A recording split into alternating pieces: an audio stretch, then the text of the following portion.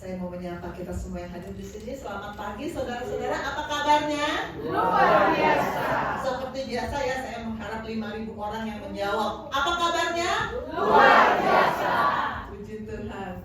Ya, minggu yang lalu saya sudah mengatakan bahwa hari ini saya akan share sambungan dari minggu yang lalu.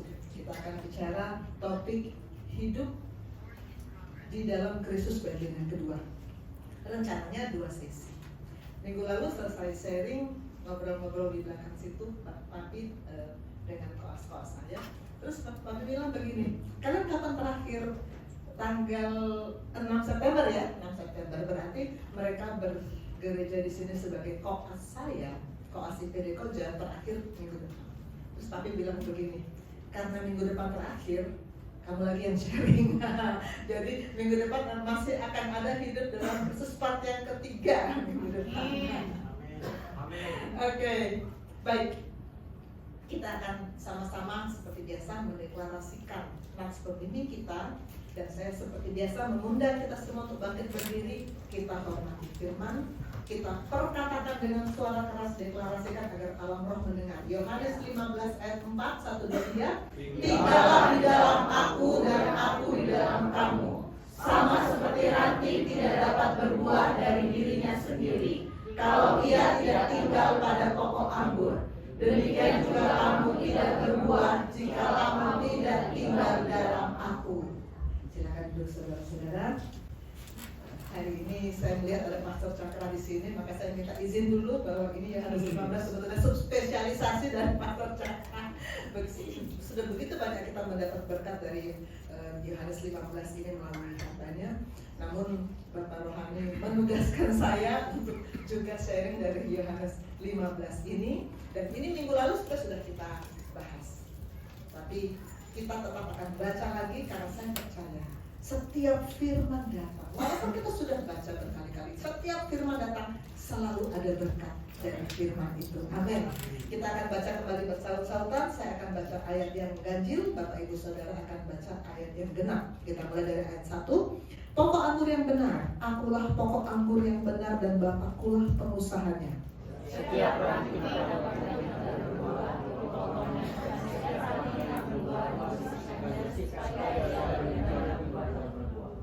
kamu memang sudah bersih karena firman yang telah kukatakan kepadamu.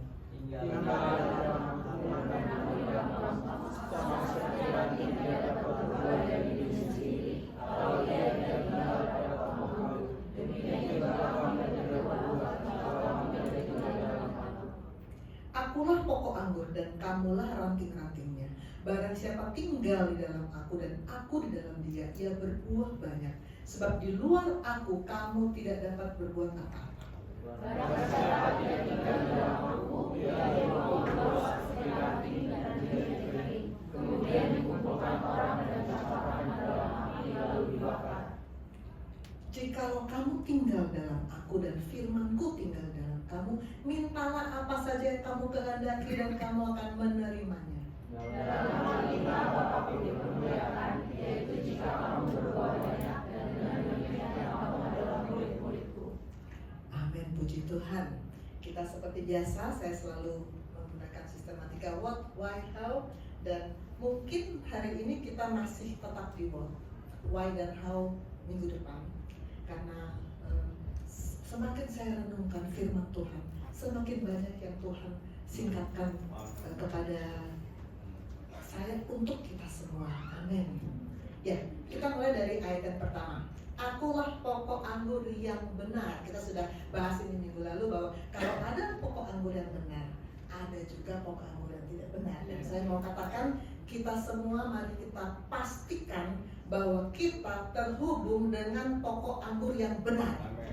Coba tanya di sebelah, kalau kanan kiri nanti bingung, kanan, tanya sebelah kanan. Sudah terhubung dengan pokok anggur yang benar belum? Tanya sebelah kanan.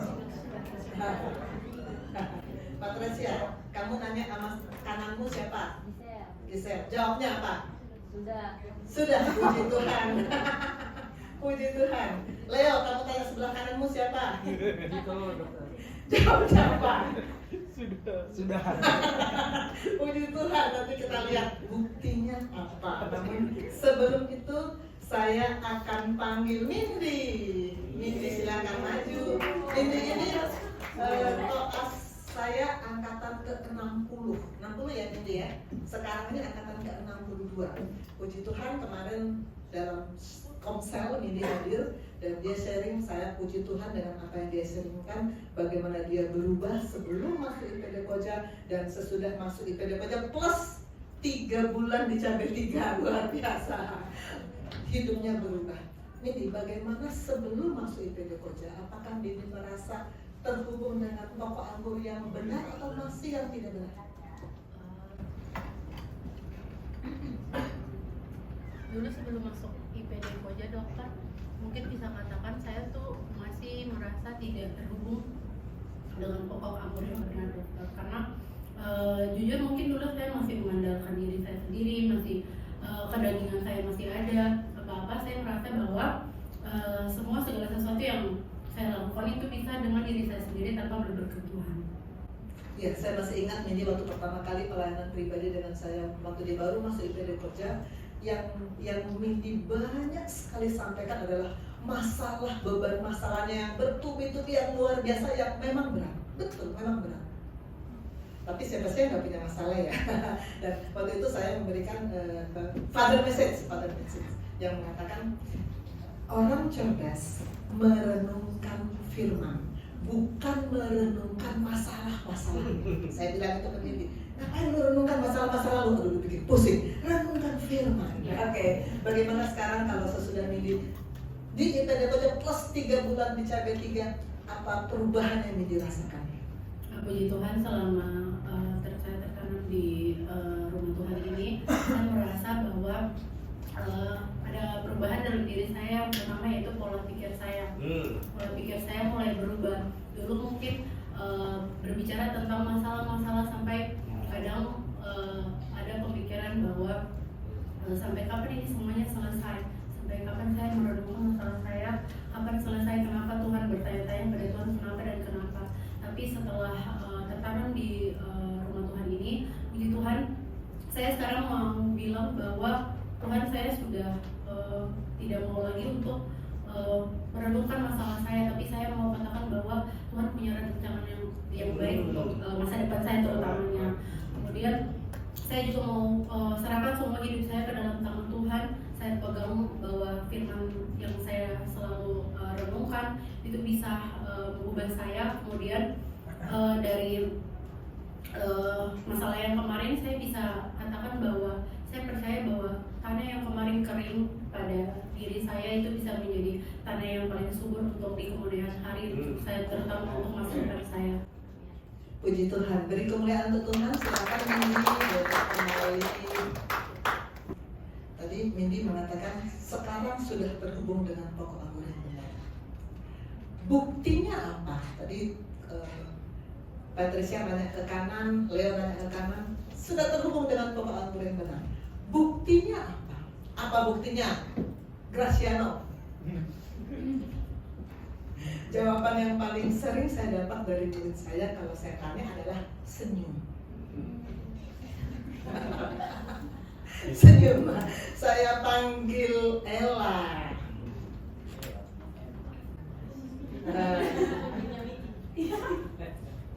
Ya. Sharing minggu lalu, bukti bahwa terhubung dengan toko anggur yang benar adalah kita punya gaya hidup kerajaan. Gaya hidup kerajaan. Kalau kita terhubung dengan pokok anggur yang tidak benar, gaya hidup kita gaya hidup dunia. Maka sekarang lihat hidup kalian masing-masing, anak-anak murid saya. Saya masih gaya hidup dunia atau gaya hidup kerajaan? Kalau saya masih gaya hidup dunia, saya belum terhubung dengan pokok anggur yang benar. Kalau saya sudah gaya hidup kerajaan, saya sudah terhubung dengan pokok anggur yang benar. Di mana kita baca gaya hidup kerajaan? Masih ingat? 5 pasal 5 sampai 7. Ya, Ella saya metastaser untuk membaca Matius 5, 6, 7 biar tahu gaya hidup kerajaan seperti apa. Ella, sejak sama dengan ini, bagaimana Ella melihat kehidupan Prof Ella sebelum masuk di IPD Koja dan bagaimana sekarang? Baik Dokter, jadi sebelum saya masuk IPD Koja itu memang saya masih apa-apa, yang paling utama yang saya rasakan perubahan paling besar itu saya apa-apa mulai hari nggak pakai firman Tuhan. Jadi setelah masuk IPD Koja, puji Tuhan ini sudah berjalan minggu ketiga, saya mulai hari saya dengan membaca firman Tuhan Dokter. Jadi saya ambil waktu saya pagi-pagi untuk baca firman Tuhan biar sehari-hari saya ada Tuhan yang menemani. Luar biasa, puji Tuhan, beri kemuliaan untuk Tuhan. Silakan duduk.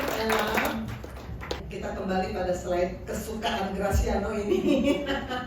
Kalau kita terhubung dengan tokoh Anggur yang benar, kita akan berjalan lurus sampai tujuan hidup kekal bersama Allah Bapa di surga. Tapi kalau kita masih terhubung dengan tokoh Anggur yang tidak benar, masih di dalam gaya hidup dunia, kita akan belok ke bawah. Pastikan kita tidak terjebak dalam kondisi yang bikin kita belok ke bawah. Saya panggil Graciano maju. Saya banyak sharing dengan Graciano dalam minggu ini. Dia memang mengaku, dia jujur mengaku bahwa sulit sekali untuk setiap hari baca firman, betul ya? Karena suka lupa ya, kau bilang ya. Dan ada satu yang Graciano bergumul adalah bagaimana kamu punya kebiasaan mengeluarkan kebun binatang.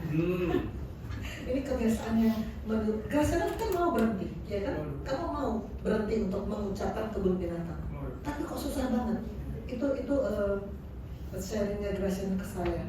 Bagaimana cara saya menghentikan kebun binatang ini, dokter? Supaya saya bisa masuk dalam visi Tuhan. Karena kalau kamu tidak masuk dalam visi Tuhan, jalanmu nanti turun ke bawah yang tadi. Nanti kita bilang sama Graciano, dah. Beda jalan kita nanti. Maka kamu harus pastikan bahwa kamu harus berhenti dengan habit of sin. Kebiasaan berdosa itu yang mengeluarkan. Dulu ini Arya namanya Arya. Dulu Arya juga punya kebiasaan begini sebelum dimuridkan di sini. Ya, tapi sekarang puji Tuhan saya nggak pernah lagi dengan Arya mengeluarkan kebun binatang. Berarti bisa, betul, puji Tuhan. Nanti kesaksian untuk menghentikan kebun binatang nanti ya, Nak, ya. Ada sesinya lain sendiri. Sekarang Graciano dulu nih. Graciano, sebetulnya kamu kan ketika awal masuk IPD Koja kamu sudah memutuskan mau terima Yesus sebagai Tuhan dan Juru Selamat, betul ya? Memang kamu mau kan? Mau, dan kamu sudah buka hati terima Yesus ya. Tetapi kamu masih punya kebiasaan seperti itu. Bagaimana cara paling praktis menghentikan keluarnya kata-kata kebun binatang? Ini pengajaran dan rohani. Menghentikan kebiasaan buruk adalah dengan menggantinya dengan firman. Ganti dengan firman. Ada satu perumpamaan yang bagus sekali. Kamu bisa baca nggak sih? Baca. Kembalinya roh jahat. Dari Lukas pasal 12 ayat 43 sampai 45. Apabila roh jahat keluar dari manusia, ia pun mengembara ke tempat-tempat yang tandus mencari perhatian, tapi ia tidak mendapatkannya. Lalu ia berkata, aku akan kembali ke rumah yang telah kutinggalkan itu. Maka pergilah ia mendapati rumah itu kosong, bersih, tersapu, dan rapi teratur. Lalu ia keluar dan mengajak 7 roh lainnya yang lebih jahat daripadanya, dan mereka masuk dan berdiam di situ. Maka akhirnya keadaan orang itu lebih buruk daripada keadaannya semula. Demikian juga akan berlaku atas angkatan yang jahat ini. Kamu ngerti nggak apa yang kamu baca? Ngerti nggak yang kamu baca? Kalau kamu sudah terima Yesus, hati kamu bersih. Tapi kalau kamu tidak isi dengan firman, si betadul mereka bilang, rumah sudah bersih. Aku ajak 7 orang temanku lagi ya. Kami mau masuk dan pesta-pesta di rumah Graciano. Kalau kamu tidak isi dengan firman, nanti yang lain yang masuk. Karena itu, ingat Wahyu 3:20, Yesus masuk dalam hidupmu, dia mau beraktivitas apa dalam hidupmu? Makan bersama. Apa makanan buat rohmu? Firman. Jadi pastikan kamu jangan sampai 7 roh jahat masuk dan kamu akan lebih parah lagi. Nanti kita betul-betul bilang, dah. Pastikan kamu baca Sini. Kolose 3 ayat 16, baca. Hendaklah perkataan Kristus diam dengan segala kekayaan di antara kamu, sehingga kamu dengan segala hikmat mengajar dan menegur seorang akan yang lain, dan sambil menyanyikan mazmur dan puji-pujian dan nyanyian rohani, kamu mengucap syukur kepada Allah di dalam hati. Kamu ngerti apa yang kamu baca? Hendaklah perkataan Kristus diam dengan segala kekayaannya dalam hatimu. Apa itu perkataan Kristus? Firman. Firman. Tuhan mau firman itu diam dengan segala kekayaannya di dalam kamu. Kalau di dalam kamu firman, maka kamu gak akan terpikir lagi untuk mengeluarkan kebun binatang. Yang akan kamu ucapkan adalah firman. Kamu kalau dalam Kolose 3:16 dikatakan, sehingga kamu dengan segala hikmat mengajar dan menegur seorang akan yang lain sambil menyanyikan mazmur. Berarti yang kita keluarkan berkat firman. Gak ada lagi tempat untuk kebun binatang. Pastikan. Jangan kasih tempat untuk kebun binatang. Nanti 7 lagi datang yang berekor itu. Ngeri kali nanti. Kita nanti akan bilang apa? Goodbye. Biasakan. Saya akan kasih kamu 2 ayat. Kamu kan tiap hari ketemu pasien. Latih dirimu untuk melepaskan firman kepada pasien. Kalau ada pasien mengeluh, dokter sakit saya berat, dokter, ucapkan 1 Korintus 10 ayat 13. Apalkan nanti. Kamu bisa baca? Oh iya, baca. Percobaan-percobaan yang kamu alami ialah percobaan-percobaan biasa yang tidak melebihi kekuatan manusia. Sebab Allah setia, dan karena itu Ia tidak akan membiarkan kamu dicobai melampaui kekuatanmu. Pada waktu kamu dicobai, Ia memberikan kepadamu jalan keluar sehingga kamu dapat menanggungnya. Jauh lebih bagus kamu ucapkan ini daripada kebun binatang. Kalau ada orang mengeluh, ucapkan, lepaskan firman ini. Ibu, bapak, penyakit yang bapak ibu alami sekarang tidak akan melebihi kekuatan bapak ibu. Saya sudah alami, saudara. Kita semua tahu bagaimana tahun 2018 saya kena fraktur di tulang belakang yang membuat saya terancam lumpuh. Tahun 2020 saya kena tumor otak yang beresiko saya cacat, saya mati. Tapi Tuhan bilang, pencobaan ini tidak akan melebihi kekuatanmu. Saudara lihat, kamu lihat saya sekarang. Karena apa yang kita alami tidak akan melebihi kekuatan kita. Bagikan itu kepada pasien. Kalau pasien, Bapak Ibu apa kabar? Bagaimana hari ini? Apakah sudah mendingan? Oh dokter, saya sudah sehat. Berikan dia Mazmur 101, 1-2. Baca. Dari 103 pasal 1 dari Daud. Pujilah Tuhan, hai jiwaku, pujilah namanya yang kudus, hai segenap batinku. 103 pasal 2. Pujilah Tuhan, hai jiwaku, dan janganlah kamu lupakan segala kebaikannya. Berikan ayat ini kepada pasien kalau mereka merasa sudah sembuh. Jangan bilang, jangan memuji obat, jangan memuji dokter. Bukan obat, bukan dokter yang menyembuhkan, tapi Tuhan yang menyembuhkan. Maka puji Tuhan dan jangan lupakan segala kebaikannya. Bilang itu sama pasien. Kalau kamu mengeluarkan firman, kamu akan lupa dengan kebun binatangmu. Betul. Nanti selesai acara ini, minta ke saya slide ini supaya saya kasih ke kamu, biar kamu baca lagi. Ini namanya metastasis. Kita paksa dia untuk berubah. Silakan duduk, Graciano. Ya, tadi itu ayat yang pertama. Sekarang kita masuk dalam ayat yang kedua. Setiap ranting padaku yang tidak berbuah dipotong, dan yang berbuah dibersihkan supaya lebih banyak berbuah. Kata kunci dari ayat pertama adalah benar. Kata kunci dari ayat kedua adalah berbuah. Kata kunci yang pada ayat kedua adalah berbuah. Ranting dibedakan dari berbuah atau tidak berbuah.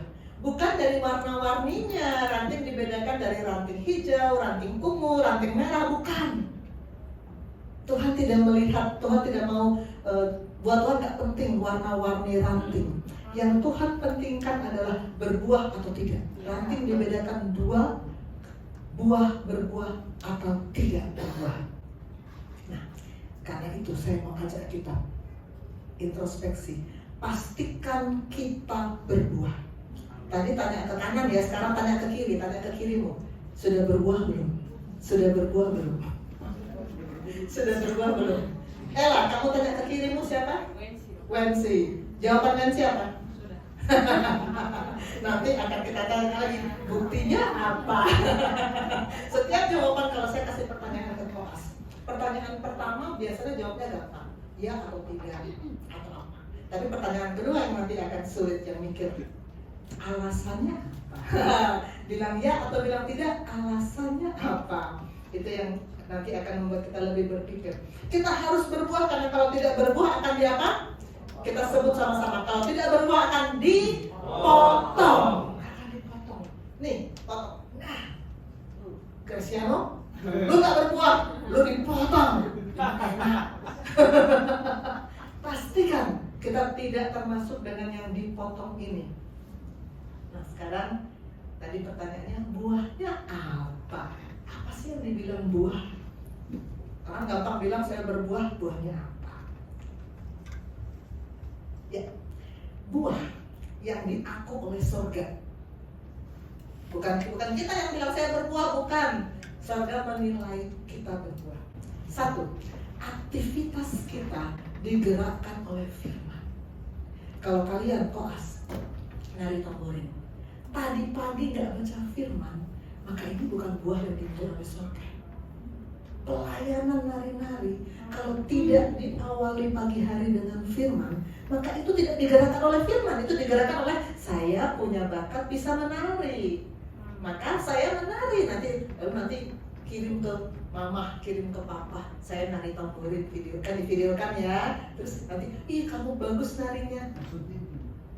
Itu pasti bukan aktivitas. Dibilang buah kalau aktivitas pelayanan kita digerakkan oleh firman. Dan yang kedua, hasilnya adalah kemuliaan Allah. Hasilnya adalah kemuliaan Allah. Tadi saya datang pagi-pagi, kakak Mika sedang latihan jadi WL. Kakak Mika menjadi WL. Apakah ini buah yang dinilai di surga?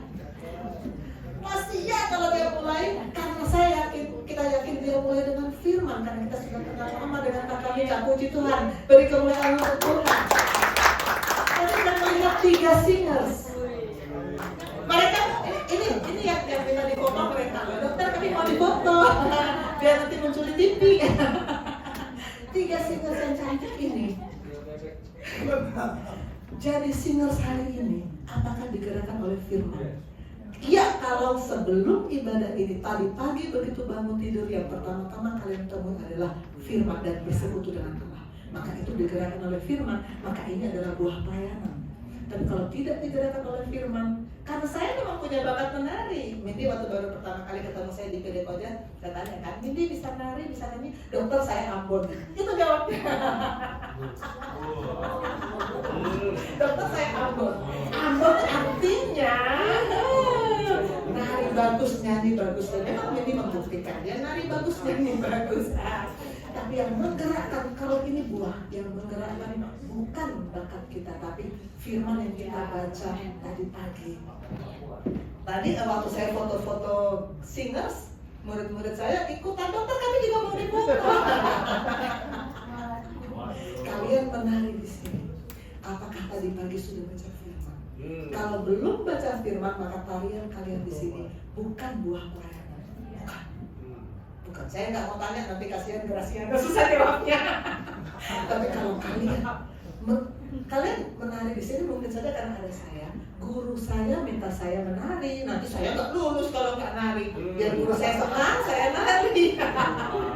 Itu bukan buah pelayanan. Itu digerakkan oleh motivasi mau lulus. Bukan digerakkan oleh firman. Pastikan firman yang menggerakkan. Pastikan firman yang menggerakkan. Di ayat kedua dikatakan, setiap ranting yang tidak berbuah dipotong, yang berbuah dibersihkan. Nggak ada ranting yang disayang-sayang, udah nggak usah diapa-apain, sudah cakep ini, maunya kita kan kecil dimanja, muda foya-foya, tua kaya raya, mati masuk surga. Nggak ada itu. Orang dunia kan pengennya begitu. Saya pengennya nggak mengalami apa-apa, saya pengennya dimanja. manja, tua kayak muda foya-foya, tua kayak raya, mati masuk surga. Kalau itu kita ketik di internet langsung keluar komentar-komentar orang, mimpi lu. Hanya dua kemungkinan, tidak berbuah dipotong, berbuah dibersihkan. Kemarin ketika membahas ini saya panggil Maju Wensi. Kemarin saya mengeluarkan gambar ini tentang pruning. Ini pengajaran dari Pastor Cakra 2 atau 3 tahun yang lalu, dan saya yakin kita semua pasti diberkati dengan pruning. Tapi ketika itu anak-anak saya belum ada, mereka belum tahu kan, mereka belum tahu. Wensi ini kepo, apa sih pruning? Dia cerita dalam ponsel kemarin, dia cerita, dokter saya langsung googling, cari tahu apa itu pruning. Dan ternyata, silakan kamu cerita. Shalom semuanya. Jadi kemarin minggu lalu setelah dokter kasih lihat pruning, jadi saya cari-cari apa sih pruning. Oh ternyata kalau pruning itu dia itu memotong bagian-bagian yang kayak dari hasil ranting yang baik, tapi mau dipotong biar lebih baik gitu. Jadi dipotong, walaupun mungkin kita sebagai manusia nggak suka ya dipotong-potong, nggak suka dipotong-potong, tapi ternyata hasilnya itu untuk buat kita sendiri biar kita makin berbuah lebih lebat dan lebih ada buah. Amin.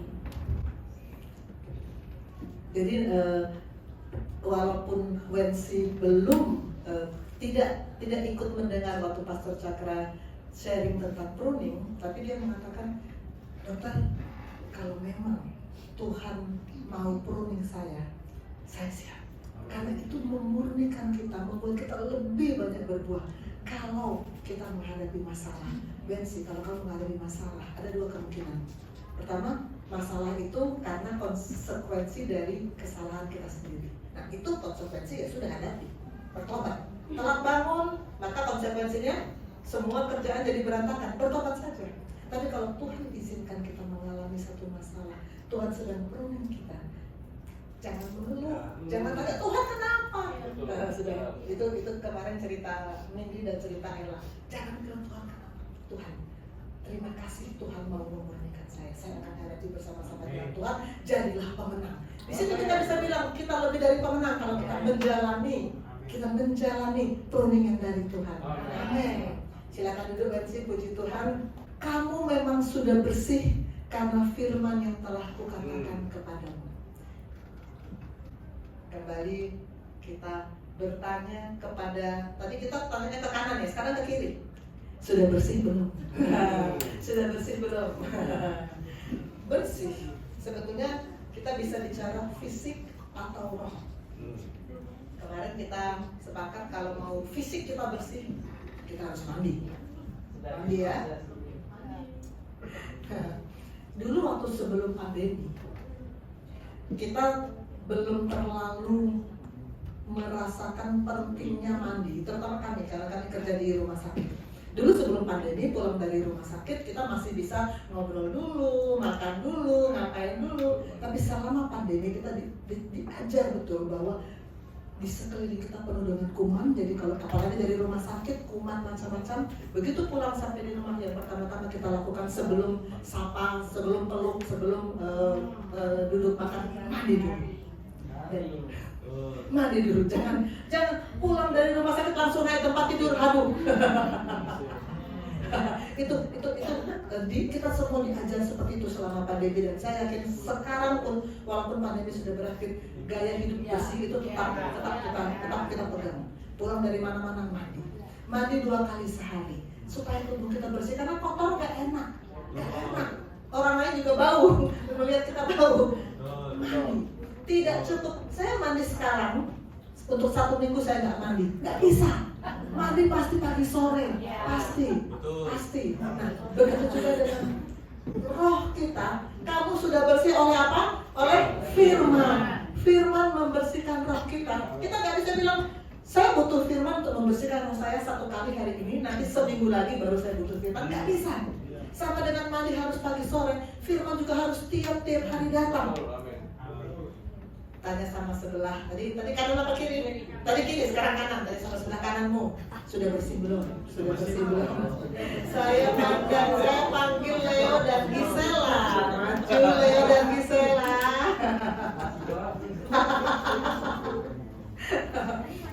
dalam sharing saya 2 sharing sebelum ini, mungkin kita masih ingat mereka saya minta memperagakan Leo memberi hadiah, Gisela menerima, Patricia menolak.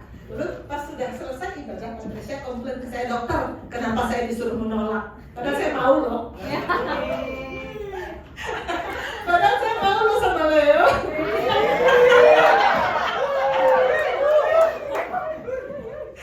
Ya bercanda. Nanti urusan kalian belakangan kalian beres. Sekarang kita firman dulu. Oke. Gisel tadi pagi Gisel chat saya dan saya katakan saya puji Tuhan.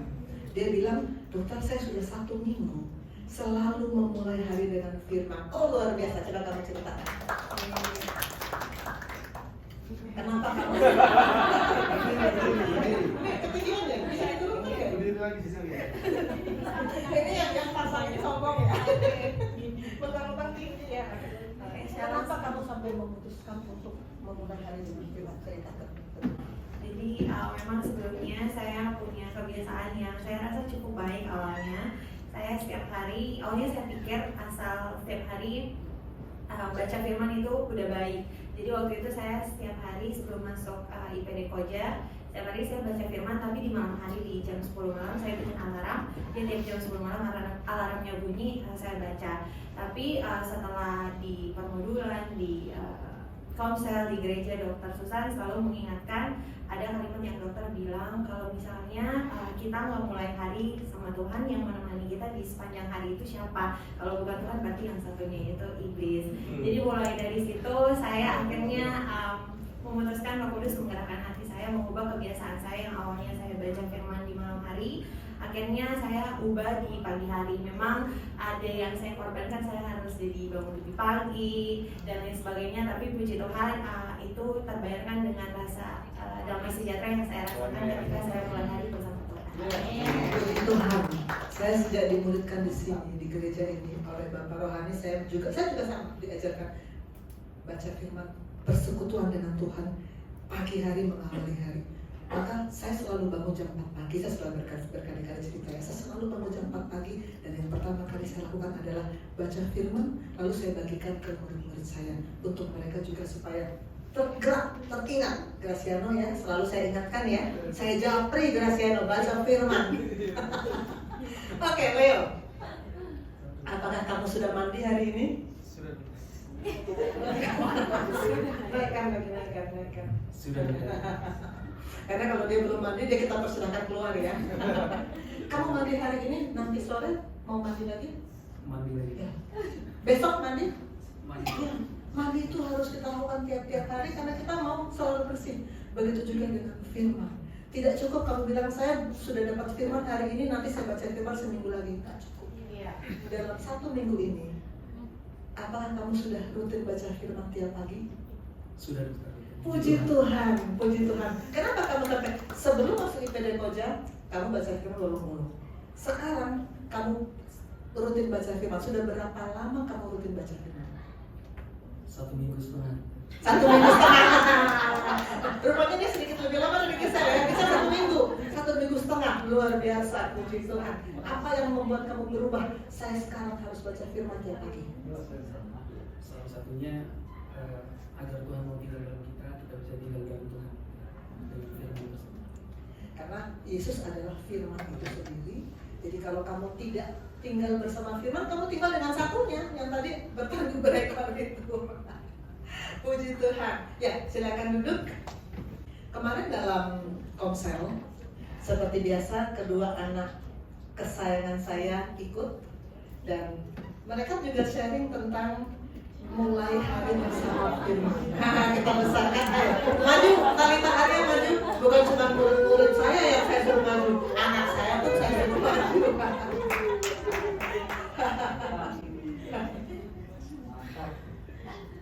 Hari ini semua maju. Raina kok tadi suruh maju. Nanti Pak. Oke, saya mulai dari Arya dulu. Kemarin Arya share dalam komsel, Arya sharing, saya puji Tuhan bahwa dia ingat dengan satu ayat, yaitu Markus 1 ayat 35. Coba baca. Di mic sayang, di mic. Baca. Izin membacakan dari Markus 1 ayat 35. Pagi-pagi benar waktu hari masih gelap, ia bangun dan pergi keluar. Ia pergi ke tempat yang sunyi dan berdoa di sana. Iya, itu di situ siapa? Tuhan Yesus. Tuhan Yesus. Bagaimana ayat itu memberkati Arya kemarin di sharing di Komsel? Kalau buat saya ini sebuah teladan di mana Tuhan Yesus sebagai Bapa kita, dia pagi-pagi benar dia bersekutu dengan Bapaknya, dia pergi ke bukit untuk berdoa dan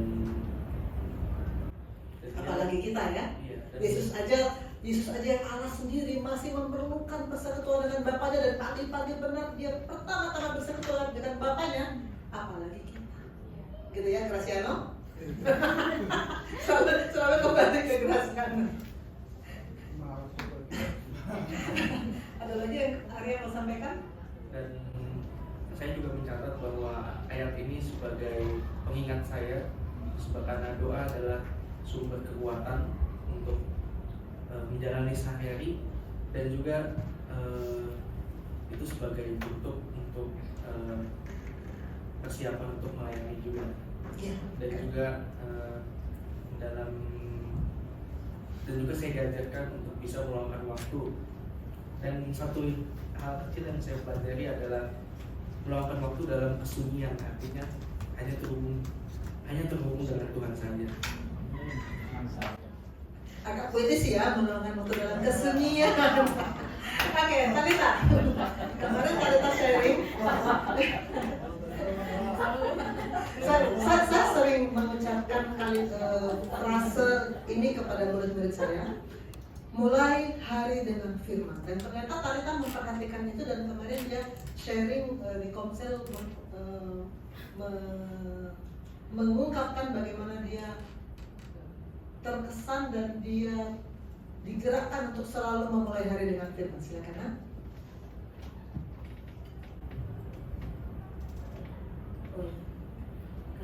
Karena ya pasti terkesan apa ya? Karena tiap hari kan aku mama. Jadi dari dulu tuh mama selalu bilang bahwa mulai hari dengan firman.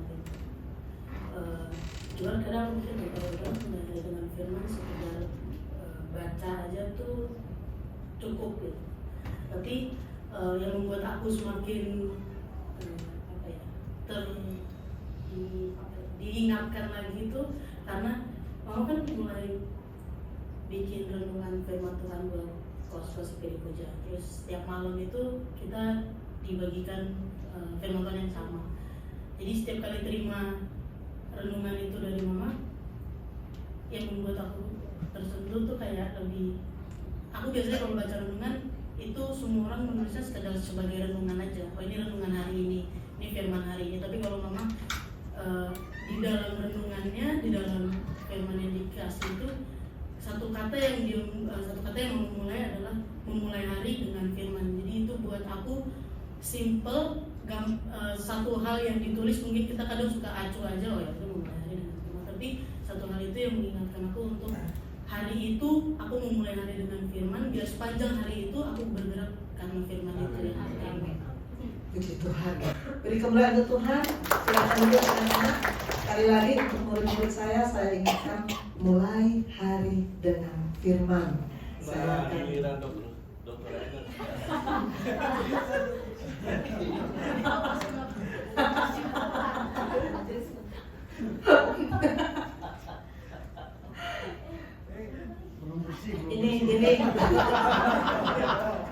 Ini ayat yang tadi diucapkan oleh Arya, dan ini kalimat frase yang diucapkan oleh Talita. Ini Bapak Rohani Bapak Rohani kita masih 10 tahun yang lalu loh, masih muda ya. Ganteng ya. Waktu saya baru mulai dimuridkan di gereja Tuhan ini, di rumah Tuhan ini, Bapak Rohani bilang sama saya, ngomong sama saya, baca firman itu pagi hari ya. Karena dulu saya tiap hari baca firman ya, ketika di gereja lama ya, tapi malam. Kebanyakan orang kan begitu, baca firman itu malam karena apa? Udah gak dikejar sama apa-apa lagi, semua sudah beres, tinggal baca firman. Oke, firman datang, iya betul. Tapi sepanjang hari ini dari pagi sampai malam kita dengan siapa? Firman-Nya baru datang malam.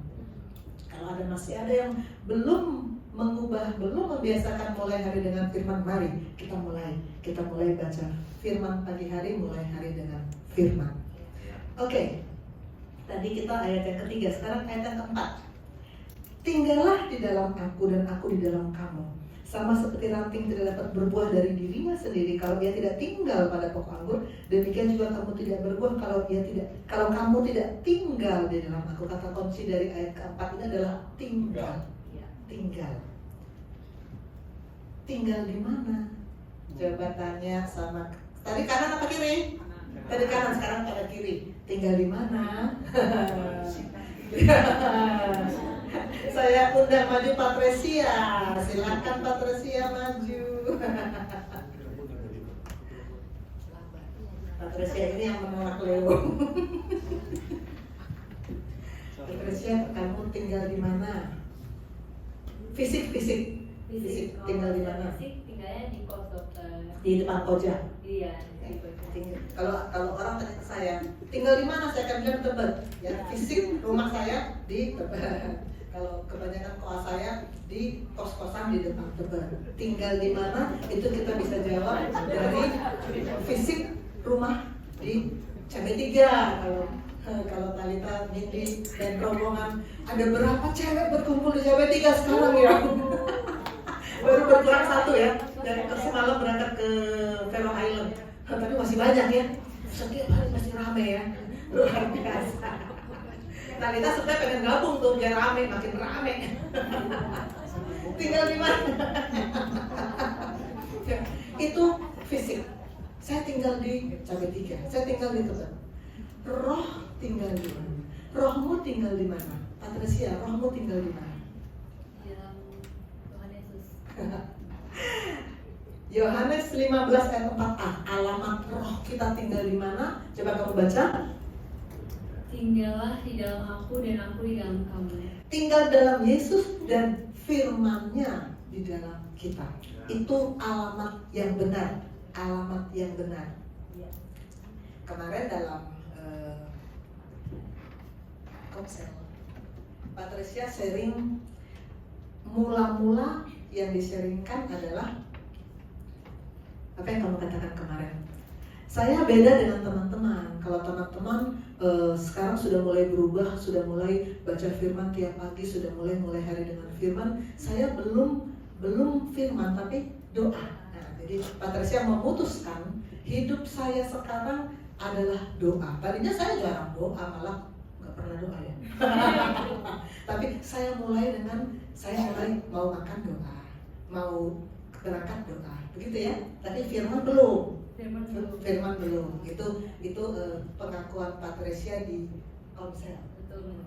Dan kemudian kita bahas ya di konsel, kita bahas kalau kamu jalan dengan saya di rumah sakit sepanjang jalan kita mau visit pasien, kamu sebagai koas, kamu bilang gini, dokter saya aja yang ngomong ya, dokter diam aja. Kayak apa kita perjalanan sepanjang lorong-lorong, yang ngomong kamu terus. Saya nggak boleh ngomong, saya diam saja. Kamu dapat ilmu nggak? Nggak dapat, pasti tidak. Kamu dapat apa? Nggak dapat apa-apa. Karena yang ngomong kamu terus. Begitu juga dengan Tuhan. Kalau kita hanya doa kan kita yang ngomong, gitu ya. Doa kita ngomong, tapi kita nggak biarkan Tuhan ngomong. Baca firman itu membiarkan Tuhan ngomong. Kita hanya doa, kita yang doa. Tuhan tidak kita kasih porsi untuk ngomong. Apa yang kita dapat? Bagaimana kita tahu kehendak Tuhan? Bagaimana kita tahu isi hati Tuhan? Bagaimana kita bisa hidup di dalam Dia kalau kita nggak tahu apa yang Dia mau bilang sama kita? Komunikasi harus doa. Kalau doa, itu kan isinya kita minta. Dalam doa kita, Tuhan aku mau berangkat, tolong lindungi di jalan. Tuhan aku mau ujian, tolong supaya lulus. Tuhan aku mau makan, berkati. Semua isinya permintaan. Bagaimana kalau kamu jalan dengan orang, kamu doang minta, tapi orang itu kamu nggak mau orang itu ngomong. Pasti itu tidak sehat. Tidak, itu bukan komunikasi. Itu bukan tinggal di dalam Kristus. Itu tinggal dalam keinginan kita sendiri. Karena itu kemarin kita sudah sepakat dalam konsel ya, kita sudah sepakat bahwa tidak mungkin kalau hanya kita yang berdoa, tapi harus komunikasi dua arah. Doa kita ngomong ke Tuhan, tapi Tuhan harus ngomong ke kita karena kita butuh perkataan Tuhan. Tuhan Yesus, kan kamu waktu awal masuk IPB Koja, kamu kan buka hati terima Yesus sebagai juru selamat, ya kan? Dan kamu, saya kasih Wahyu 3 ayat 20. Tuhan di dalam hidup kamu, aktivitas yang dia mau lakukan adalah makan bersama-sama. Makan bersama-sama. Apa makanan buat rohmu? Firman. Jadi kalau kamu tidak makan firman setiap hari bersama Yesus, rohmu akan mati. Roh akan mati. Dan kalau roh mati dalam perjalanan yang tadi gambar kesukaan Graciano tadi lurus atau turun ke bawah. Kalau roh mati turun ke bawah. Turun ke bawah. Jadi pastikan mulai sekarang rohmu butuh firman. Kita makan sehari, berapa kali kamu makan sehari? 3 kali. 3 kali. Tadi pagi sudah sarapan, roti, buah, susu mungkin. Itu setiap kali kita ada persiapan di sini, selalu Pastor Jerry nanya, sudah makan? Nah kalau dia nanya gitu, kita pikir 2 kali. Makan fisik, kita akan jawab ya sudah sarapan. Tapi pasti juga pertanyaannya makanan roh. Tadi Pastor Jerry nanya sama Gisel, tadi pagi udah makan apa? Nah itu dia mau menguji, betul gak nih anak sudah makan makanan rohnya? Roh kita juga butuh makanan tiap-tiap hari. Kalau kamu bilang saya baca firman sekali seminggu aja, sama dengan tadi mandi ya. Mandi juga tiap-tiap hari. Kalau kamu mandi cuma sekali seminggu, kotoran itu melekat dan kamu akan tidak mungkin bisa bertumbuh. Kalau kamu makan firman cuma sekali seminggu, itu juga kalau cuma sekali seminggu di gereja, yang baca firman juga pendetanya. Kita cuma ngelamun-ngelamun, mungkin malah kita bersin-bersin. Kalau firman tidak datang, maka kamu tidak akan bisa hidup dalam visi Tuhan, tidak bisa hidup dalam rencana Tuhan. Kamu nanti dalam perjalanan tadi akan belok ke bawah bersama Graciano. Tidak ya Graciano ya, kamu harus berubah ya, lurus ya. Oke, puji Tuhan, silakan duduk Pak Tresia. Kalau itu berat Bapak. Kalau ditanya tinggal di mana, kita bilang Yohanes 15 ayat 4. Tinggal dalam Yesus dan firman-Nya dalam kita. Lalu pertanyaannya, buktinya apa? Selalu begitu ya dari tadi ya. Kalau kita mengaku satu hal, buktinya apa? Apa buktinya kalau kita tinggal dalam Kristus? Kita lihat di ayat 5. Akulah pokok aku dan kamulah ranting-rantingnya. Barang siapa tinggal dalam aku dan aku dalam dia, ia berbuah banyak. Sebab di luar aku kamu tidak dapat berbuat apa-apa. Kuncinya adalah berbuah banyak. Kalau kita bilang saya tinggal dalam dia, dalam Yesus, kita berbuah banyak. Tuhan gak mau kita berbuah sedikit, apalagi gak berbuah. Gak berbuah di apa tadi? Dipotong. Gak berbuah dipotong. Maka sekarang pertanyaan tadi sudah ke kiri, sekarang ke kanan. Sudah berbuah belum? Tanya ke kanan. Sudah berbuah belum? Kalau dia bilang sudah, tanya banyak atau sedikit? Kebanyakan kelas kalau ditanya sedikit. Banyak atau sedikit? Sedikit. Tuhan mau kita berbuah banyak. Berbuah banyak. Dan jangan lupa buah itu bukan aktivitas pelayanan yang kita lakukan begitu saja, bukan. Harus digerakkan oleh firman dan hasilnya kemuliaan Allah. Saya pernah cerita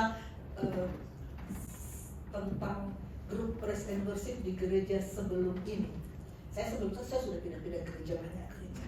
Lalu saya tertanam di sini, nggak pindah-pindah lagi. Sebelum sini saya sempat di satu gereja yang lokasinya di mall, gereja besar, 6 kali ibadah penuh. Praise and worship-nya bagus, musiknya bagus, suaranya bagus-bagus. Mereka menyanyi, mengajak jemaat memuliakan Tuhan, bagus. Begitu selesai praise and worship, pendeta naik mimbar, apa yang dilakukan oleh tim praise and worship, satu-satu turun. Ini gereja di mall, jadi saya pikir mereka mungkin mau cari makan. Keluar, satu-satu keluar. Dan menjelang selesai khotbah, satu-satu masuk. Apa yang saya lihat dari anggota praise and worship ini? ketika melayani, quote ya, tanda kutip melayani Tuhan di gereja dalam sesi praise and worship, mereka mengatakan Tuhan butuh saya. Tuhan butuh saya untuk memimpin pujian, untuk main musik. Tuhan butuh saya, tapi saya nggak butuh Tuhan. Begitu firman datang saya keluar. Mengerikan. Ini sempat dikomentari Pastor Felix waktu kita Komsel. Mengerikan kalau kita hanya merasa Tuhan yang butuh saya nggak butuh Tuhan. Begitu ada firman saya keluar, mengerikan. Itu pasti bukan buah. Itu hanya aktivitas pelayanan, sama dengan kita kerja apapun juga, aktivitas pelayanan. Dalam Yohanes 15 ayat 16b, Tuhan Yesus berkata, Aku telah menetapkan kamu supaya kamu pergi dan menghasilkan buah, dan buahmu itu tetap. Ini saya mau pesankan untuk anak IPD 62 yang mau 2 minggu lagi akan selesai di IPD Koja. Tuhan mau buah kalian tetap. Bukan cuma selama di IPD Koja 2,5 bulan saya melayani Tuhan begini-begini, tapi nanti kalau sudah lepas dari IPD Koja, saya merdeka. Dan kesusahan kan tidak sudah kasih nilai, sudah nggak bisa diubah lagi, saya sudah lulus. Tuhan mau buah kalian tetap. Matius 24 ayat 46, berbahagialah hamba yang didapati tuannya melakukan tugasnya itu ketika tuannya itu datang. Kalau nanti sangkakala berbunyi, Yesus datang mendapatkan umat pilihannya, kita sedang apa?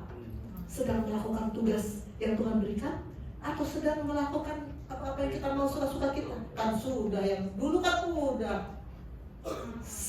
Tuhan mau kita punya buah. Amin.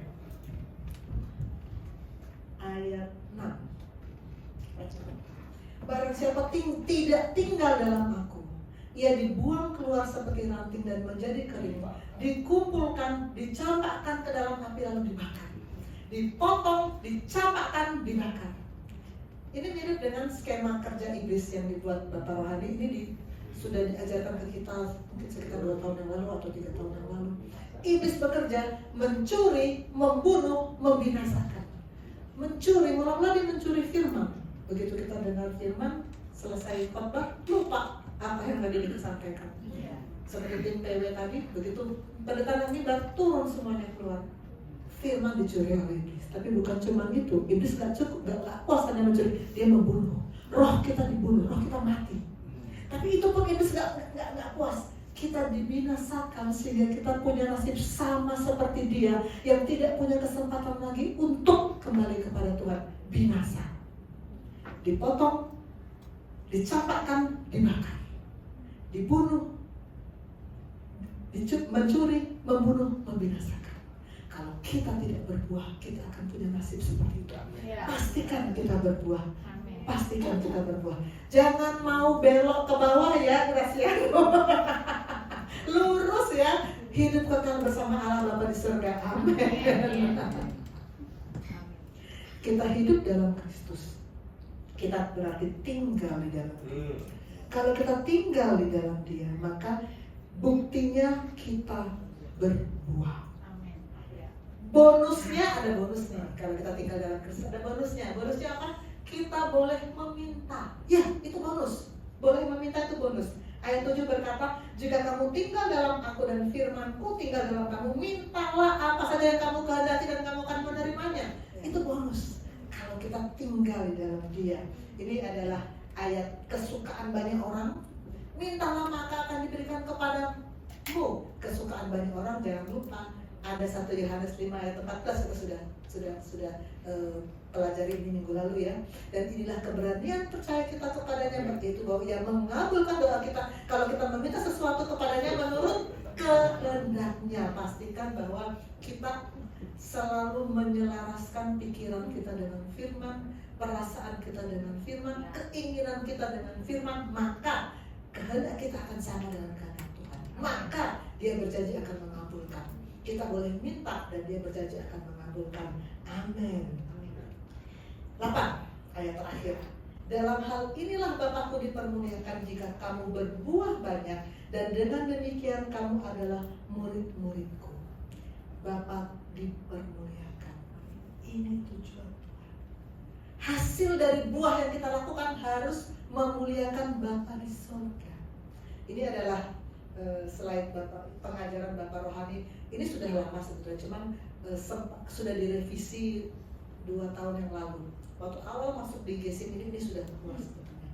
Living in God's pattern itu adalah tema besar sejak yang saya dapatkan sejak saya awal masuk di sini, dan kemarin dalam seri kemarin dipertajam lagi, living in God's special grace. Kita hidup dalam special grace. Kita melewati justification, sanctification, glorification. Kita menemukan kemuliaan yang hilang. Kita mendapatkan hidup yang mulia, posisi yang mulia, sudut pandang yang mulia, warisan yang mulia, tujuan yang mulia. Tujuan akhirnya apa? Semua ini panah kemana? Kesini. Glory of God. Kemuliaan Allah itulah tujuan akhir. Roma 11 ayat 36, sebab segala sesuatu adalah dari Dia, oleh Dia, kepada Dia, bagi Dialah kemuliaan sampai selama-lamanya. Ini tujuan akhir dari living in God's special grace. Ini tujuan akhir dari Tuhan menciptakan kita. Karena itu hasil kemuliaan Allah ini harus kita capai. Kalau kita membaca kitab Injil, Koas pegang mic ya? Pegang mic. Boleh kasih mic ke Koas? Mulai dari Wensi. Kalau kita baca di kitab Injil, kita setiap kali membaca Yesus melakukan mujizat, memberikan pengajaran, maka respon hasil akhir respon orang adalah memuliakan Bapa di surga. Coba Wensi baca Lukas 18 ayat 43. Lukas 18 ayat 43, dan seketika itu juga melihatlah ia, lalu mengikuti dia sambil memuliakan Allah. Seluruh rakyat melihat hal itu dan memuji-muji Allah. Ini tujuan Tuhan. Yesus selalu menggenapi firman, dan hasilnya adalah kemuliaan Bapa. Sebelahnya Ella baca Kisah Rasul 3 ayat 9. Kisah Para Rasul 3 ayat 9, seluruh rakyat itu melihat dia berjalan sambil memuji Allah. Waktu Petrus menyembuhkan orang lumpuh di pintu gerbang indah, apa respon orang? Enggak memuji Petrus, enggak. Yang dipuji Allah. Itu tujuan kita, memuliakan Allah. Sebelah ganti Gisel. Lukas 7 ayat 16, semua orang itu ketakutan dan mereka memuliakan Allah. Memuliakan Allah waktu Yesus menghidupkan anak muda yang dinain, anak muda yang meninggal dihidupkan. Allah yang dimuliakan. Lanjut ke terus ya. Lukas 19 ayat 37, mulailah semua murid yang mengiringi dia bergembira dan memuji Allah dengan suara nyaring oleh karena segala mukjizat yang telah mereka lihat. Ini ketika Yesus dilulukan di Yerusalem, semua memuji Allah. Tujuannya memang untuk kemuliaan Allah, karena memang semua dari Dia, oleh Dia, dan kepada Dia. Bagaimana untuk kita? Siapa Leo? Baca Ibrani 13 ayat 15. Ibrani 13 ayat 15. Sebab itu marilah kita oleh Dia senantiasa mempersembahkan korban syukur kepada Allah, yaitu ucapan bibir yang memuliakan namanya. Ucapan bibirmu harus memuliakan Allah ya, Graciano. Lagi-lagi Graciano, kebun binatang lewat sudah. Harus memuliakan Allah, ucapan bibir kita. Mazmur 150 ayat 4. Mazmur 150 ayat 4. Pujilah Dia dengan rebana dan tari-tarian, pujilah Dia dengan permainan kecapi dan seruling. Saya suka menari, dan dulu sebelum dimuridkan di sini, tarian-tarian saya itu ya dansa-dansa, dan karena suami saya kaku-kaku kayak batang pohon gak bisa nari, maka teman nari saya itu teman-teman yang lain, koas-koas, nari-nari, tapi itu tidak memuliakan Allah. Di gereja ini saya mulai kita memuliakan Allah dengan tarian, dengan tamborin, karena ada ayatnya. Pujilah Tuhan dengan rebana dan tari-tarian. Jadi kalian jangan menyangka tari-tarian tamborin di sini ini karena aliran-aliran tertentu, bukan. Ini sesuai firman. Maka saya ajak kita menari untuk memuliakan Tuhan. Amin. Matius 5 ayat 16 berikutnya. Demikianlah hendaknya terangmu bercahaya di hadapan manusia, sehingga mereka melihat perbuatanmu yang baik dan memuliakan Bapamu yang di surga. Perbuatan baik yang kita lakukan harus memuliakan Bapa di surga. Baru itu disebut buah. Satu ayat lagi. Amsal 3 ayat 9a, muliakanlah Tuhan dengan hartamu.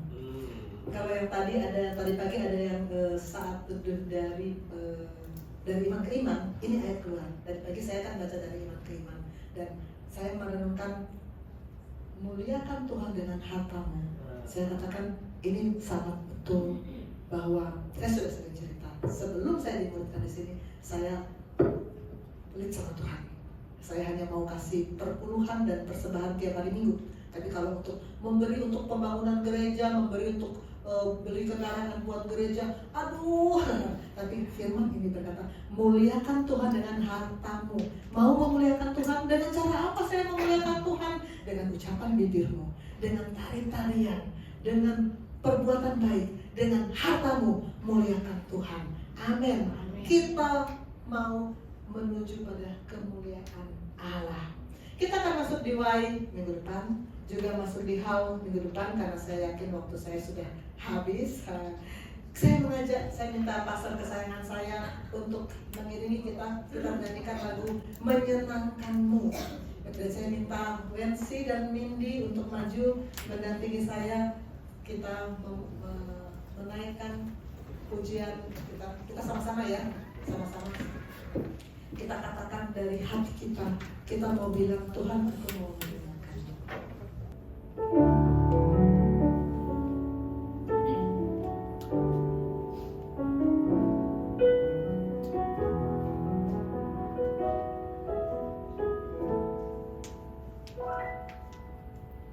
Tuhan, ku mau menyenangkan-Mu. Katakan dari hatimu. Tuhan, bentuklah hati ini jadi berjana untuk hormat-Mu. Cemerlang bagai emas murni.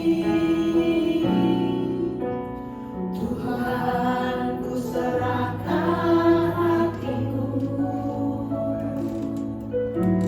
Semua ku berikan padamu.